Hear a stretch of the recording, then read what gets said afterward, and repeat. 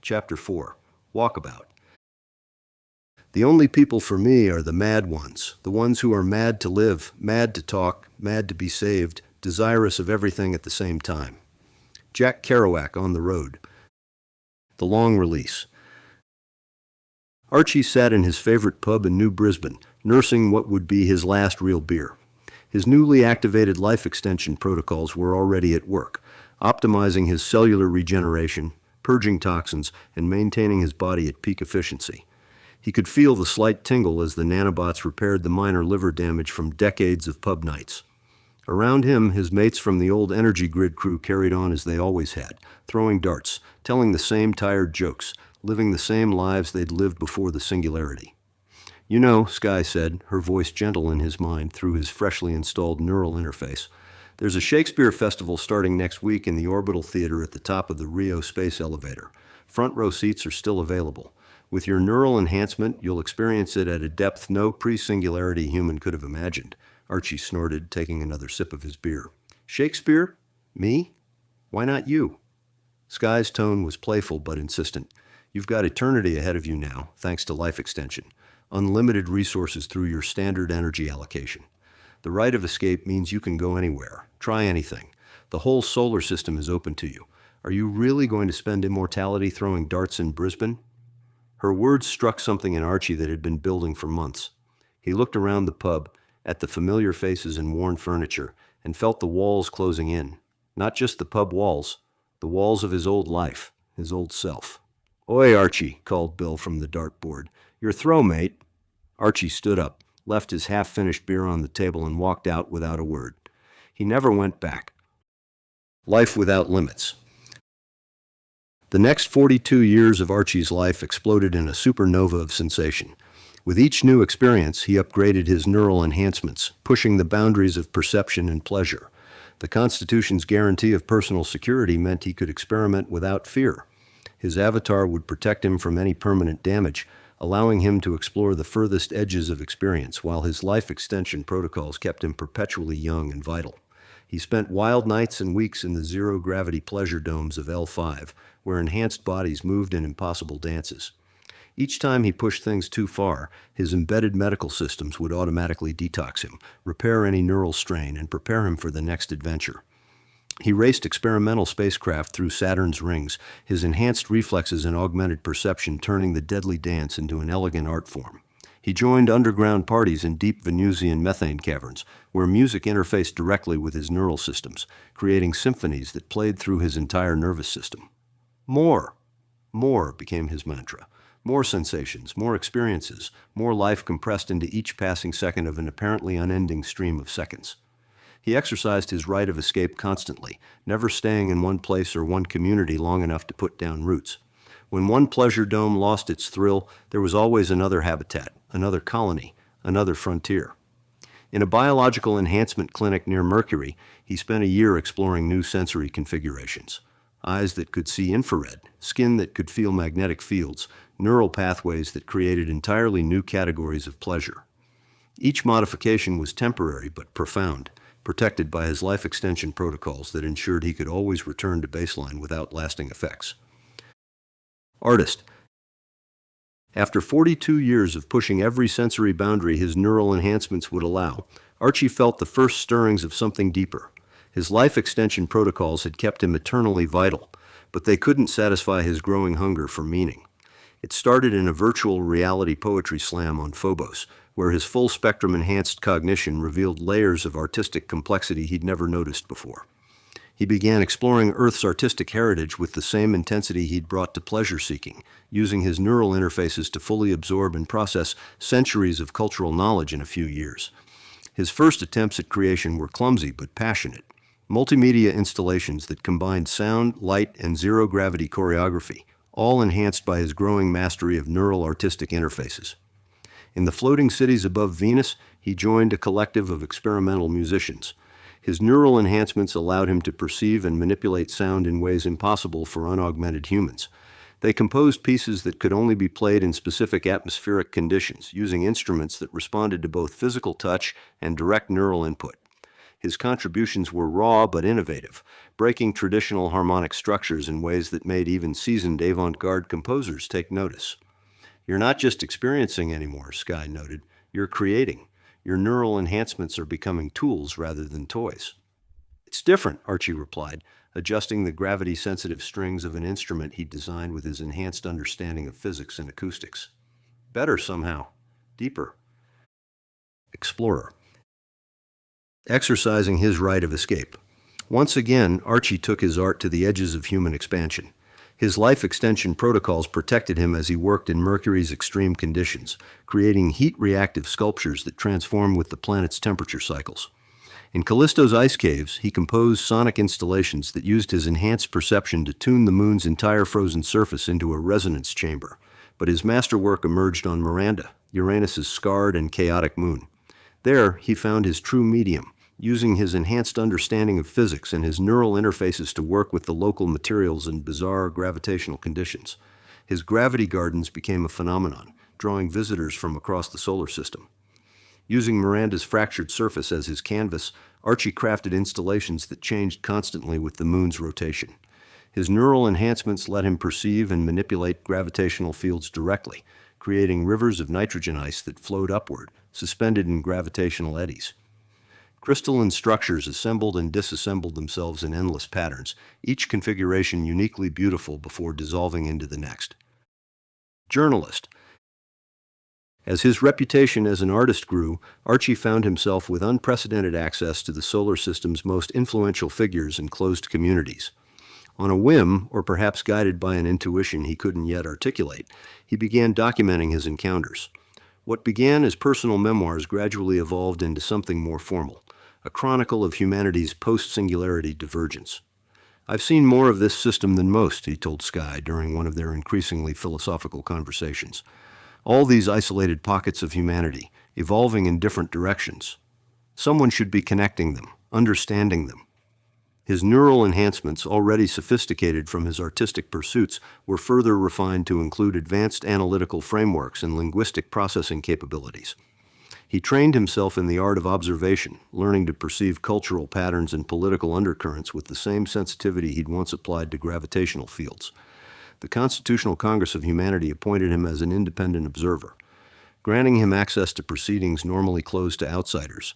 The position was largely ceremonial, a nod to his growing status as a cultural figure, but Archie used it as a platform to delve deeper into the complex political landscape of the post-Singularity solar system. At the Martian Diplomatic Summit of 2186, he observed the tension between Eden's aristocratic governance model and the egalitarian ideals encoded in the Constitution of Humanity. Over dinner with the Martian delegation, he listened as two aristocrats debated the ethics of their genetic enhancements. "Our modifications aren't just personal choices," one argued, swirling the synthetically perfect wine in her glass. "They're evolutionary steering mechanisms, directing Martian society toward specific cognitive and social structures. But they're also a form of insurance," countered the other, his ghost-enhanced eyes shifting between spectrums as he spoke. "Earth's factions are fracturing under their own freedom. Our model provides stability through designed hierarchy." Archie recorded it all, not just the words, but the subtle inflections, the micro-expressions, the cultural context that gave them meaning. His chronicles became known for their unusual depth, capturing the essence of each faction's worldview with remarkable fidelity. Witness. As his reputation as a chronicler grew, Archie found himself invited to witness pivotal moments in humanity's post-Singularity evolution. He was present at the first meeting between John Cook II and Anand Patel after the latter's digital transcendence, a tense exchange that Archie later described as two old friends discovering they now spoke different languages. When the Bitcoin Republic faced its first major crisis, a series of reputation manipulation attempts that threatened to undermine its trust-based economy, Archie was permitted to observe the emergency council convened by Paul Ferguson. For 3 weeks, he watched as the Republic's leaders debated the very nature of trust in a digitally mediated society. "The blockchain wasn't built for feeling," Ferguson had said during one particularly heated exchange. "It was built for verification, but humans need both." Archie documented the birth of the ghost ecology, watching as Adrian's theoretical framework transformed into a self-sustaining network of nanoelements. He spent a year embedded with the new Zionist settlement at L5, studying their unique fusion of ancient wisdom and advanced physics. During his time with the Harmonians, he underwent a temporary neural reconfiguration that allowed him to experience, if only partially, their collective consciousness. The experience shook him deeply, giving him a glimpse of awareness beyond individual perception. Though he eventually returned to his individual consciousness, the memory of that expanded awareness remained, influencing his understanding of existence itself. "You've become more than a chronicler," Sky observed after his return from the Dyson swarm. "You've become a witness in the truest sense, not just recording events, but understanding their significance across multiple perspectives." "Someone has to," Archie replied, his voice thoughtful. "All these factions, all these experiments in post-human existence, they're all parts of a larger pattern. I can't quite see it yet, but I can feel it taking shape." Scholar. The transition to scholarship happened gradually, driven by his increasing satiation with the pleasures of the flesh and by the expanding capabilities of his neural enhancement. Each upgrade brought new insights, new connections, and new ways of seeing the universe. It began with a simple curiosity about the physics behind his installations, which led him to study gravitational mechanics. His enhanced cognition let him absorb and process complex theoretical physics as easily as he had once learned to check power generators, shifting powers. As Archie traversed the solar system over centuries, he witnessed the gradual consolidation of power beyond individual enclaves. The Solar Council, once a simple administrative body coordinating community-funded projects, had evolved into humanity's collective sovereign wealth fund. From its dual headquarters at L5 and San Salvador, it directed the massive flow of pooled standard energy allocations, financing everything from new habitats to interplanetary transportation networks. The councils approved the expansion of the Callisto research stations, Sky informed him during one of his visits to the Jovian system, another trillion sea units allocated for deep ocean exploration. "Who requested it?" Archie asked, watching the construction drones assembling new modules on Callisto's icy surface. "Officially, a consortium of 60 million citizens pooling their community sea. But everyone knows the council itself initiated the proposal. They're the ones who decide which projects get prioritized." While Logos remained the ultimate arbiter of the constitution of humanity, the Solar Council had become the preeminent economic entity, wielding significant political influence through its control of resource distribution. For settlements dependent on external energy, council approval meant survival. For those seeking independence, like Mars, it meant constant tension. One field of knowledge led to another. Soon, Archie was spending as much time in virtual libraries as he did in his studio, his neural interfaces processing and integrating vast amounts of information. He studied mathematics with the same passion he'd once brought to his artistic pursuits, his enhanced mind finding beauty in equations that matched any sculpture. "I need to understand more," he told Sky, his neural interfaces projecting quantum field equations into the space around him. "Everything connects. Art, science, philosophy. They're all just different ways of looking at the same truth." Sky's hologram smiled. "And what truth is that?" "That's what I need to find out." Diplomat. After 2 centuries of exploration, creation, and observation, Archie found himself unexpectedly drawn into diplomatic service. The invitation came from Gaia herself, who had followed his chronicles with interest. "You've achieved something rare," she told him during their first meeting in the floating gardens of New Geneva.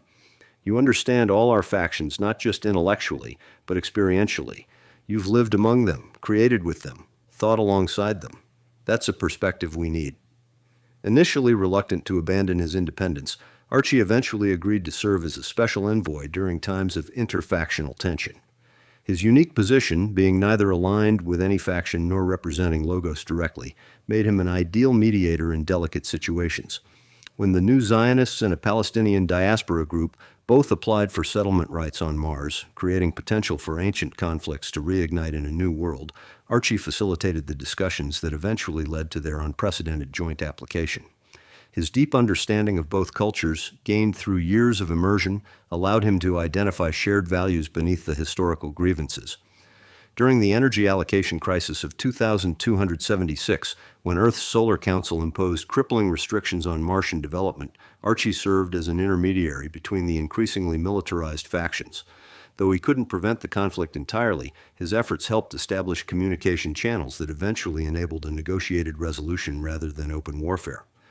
"You're different from other diplomats," Eden told him during one particularly tense session. "They try to find compromises between positions. You somehow make people see that their positions were never as fixed as they imagined." Archie's diplomatic methods were unconventional. Rather than focusing on formal agreements, he created experiences. Artistic installations, neural sharing sessions, simulated perspective exchanges that allowed participants to briefly perceive the conflict through their opponent's worldview. These techniques, enhanced by his artistic sensibility and neural expertise, often achieved breakthroughs where traditional diplomacy had stalled. Synthesis. In his second century after the Singularity, with his life extension protocols keeping him eternally youthful, Archie's pursuits became more focused. His neural enhancements had evolved far beyond their original specifications, seamlessly integrating with his intellect and consciousness. At times, it seemed as though they operated independently. He established himself in a research station orbiting Neptune, where he could study the planet's complex atmospheric dynamics while continuing his artistic work. His theories on quantum consciousness, inspired by his own journey from grid technician to Renaissance man, attracted attention from leading minds across the solar system. Using his neural interfaces, he processed and correlated vast amounts of data, publishing groundbreaking papers that integrated art, physics, and philosophy. His enhanced perception allowed him to see patterns others missed, suggesting that creativity and scientific insight might be different expressions of the same fundamental process, the universe observing itself through human awareness. The ideas weren't entirely new, but his unique perspective, combining practical experience with enhanced cognition, brought fresh clarity to old questions. "The boundaries between disciplines are artificial," he explained at a symposium near Mercury, his neural enhancements simultaneously engaging both physical and virtual audiences. "Art shows us what is possible. Science shows us what is real. Philosophy shows us what it means. But they're all just windows looking out at the same cosmos." Call of the Frontier. In his research station orbiting Neptune, Archie stood at the viewport, gazing at the distant sun. For over 3 centuries, he had pushed every boundary, experienced every sensation, and explored every frontier the solar system offered. But now, as news of the Klystron expedition reached him, he felt a familiar stirring, the call of the ultimate unknown. "The first humans to reach Klystron," he murmured, "the first to make contact with whatever lies beyond." Sky's hologram appeared beside him, her presence familiar and steady. "You mean the Cookists?" "Not the Cookists. Me." Archie's voice carried the weight of certainty. "I want to be the first human at the Klystron frontier, to take the leap before anyone else." Sky's expression shifted to concern. "Even with a lighter payload, your body has limits, Archie. Reaching the frontier before the caravan would require sustained acceleration far beyond anything you've endured." But Archie was already moving, his neural enhancements humming with calculations. Holographic displays filled the space around him, showing trajectories, acceleration curves, and energy requirements. His centuries of experience, as artist, explorer, and scholar, converged in this moment. Over the next weeks, Archie worked tirelessly to design and build his vessel. The sustained pod he created was a masterpiece of minimalist engineering, stripped down to its absolute essentials. Every gram of mass was calculated, every system optimized for the brutal journey ahead. The heart of the design was the pressure equalization chamber, a gel-filled enclosure that would distribute the crushing forces of high acceleration evenly across his body. Neural interfaces would maintain his consciousness during the burn, while automated medical systems monitored and adjusted his physiology in real time. 3G's sustained acceleration, he explained to Sky as they reviewed the final specifications. "It's never been attempted for this duration, but the math works. A lighter payload means more acceleration with the same energy budget. The Cookists have mass working against them. 40 million people and all their support systems. I just need to keep one person alive." The pod's life support systems were equally innovative. Instead of traditional recycling systems, Archie designed a biosynthetic matrix that would sustain him in a state of semi-suspended animation. His neural enhancements would regulate his metabolism, minimizing resource consumption while maintaining essential functions. "The margin for error is minimal," Sky observed, analyzing the design, "but you've accounted for every variable. The pod could theoretically sustain these forces by final calculations." With the physical systems designed, Archie turned to the complex mathematics of his trajectory. The challenge wasn't just reaching the Klystron frontier, it was timing his arrival to coincide with the other expeditions. "Look at this," he said, manipulating the holographic displays. "The Cookist caravan will reach the frontier in approximately 525 years of soul time. They're limited to 2g acceleration because of their mass. But this pod, sustaining 3 grams, can cover the same distance in significantly less time." The calculations were precise. 3 years of sustained 3g acceleration, followed by a long coast at near light speed. The relativistic effects would be more pronounced at his higher velocity, compressing his subjective experience of time even further than the Cookists would experience. "The timing works out perfectly," he noted, showing Sky the final projections. "I'll reach the frontier just before the caravan arrives. One lone human, meeting humanity's greatest challenge alongside 80 million. The journey begins. The day of the launch arrived with little ceremony. Archie's pod, barely larger than a standard escape capsule, hummed with potential energy. As he settled into the geal chamber, neural interfaces connecting to his enhanced consciousness, Sky's hologram appeared one last time. "You're really doing this," she said, her tone mixing admiration with concern. "I've spent 3 centuries pushing limits," Archie replied, initiating the launch sequence. "This is the ultimate limit, the greatest unknown. How could I resist?" The pod's engines ignited, and acceleration crushed Archie into the gel matrix. 3 Gs of continuous force pressed against every cell of his body as the vessel began its historic journey. Through the neural interface, Sky monitored his vital signs, ready to adjust or abort if the strain became too great. But Archie's centuries of enhancement and experience had prepared him well. As Neptune receded behind him, as the stars began to blur with relativistic distortion, he felt not fear but exhilaration. He was embarking on humanity's greatest adventure, not as part of a massive expedition, but as a single consciousness hurtling toward the unknown. The pod accelerated into the void, carrying its solitary passenger toward a destiny he had spent 3 centuries preparing to meet. Ahead lay 3 years of crushing acceleration, followed by centuries of relativistic coast time. But for Archie, it was simply the next step in a journey that had begun in a Brisbane pub 300 years ago. One human, one pod, one leap into the greatest unknown humanity had ever faced. The ultimate walkabout was about to begin.